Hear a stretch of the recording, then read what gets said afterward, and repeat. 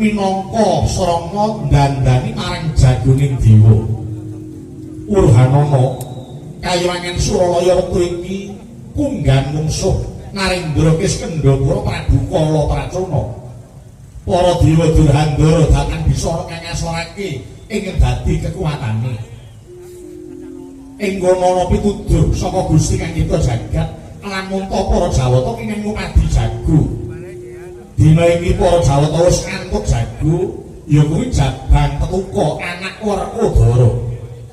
Nanging Kala Pracana ora gelem tetandhingan kelawan Jabang Tetuka awit Jabang Tetuka isih wujud bayi.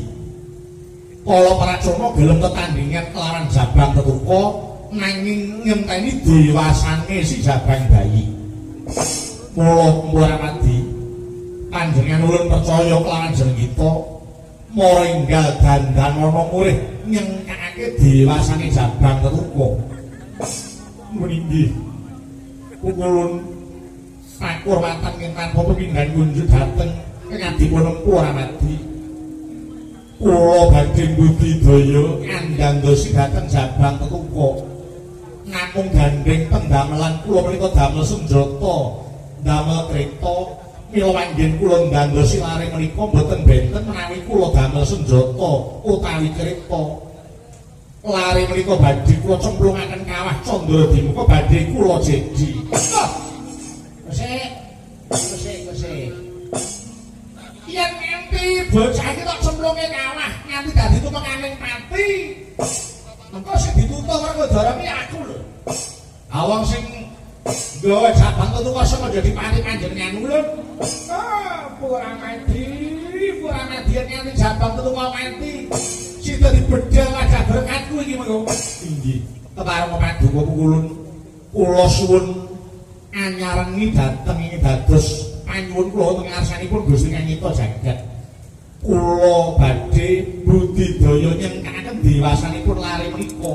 Iya, yen pancen mengkono Moringga tamana Kakang Narada kados pundi Guru kapasrahna jabat tetuka dhateng Empu Ramadi. Nggih, selingkuh Aji Guru.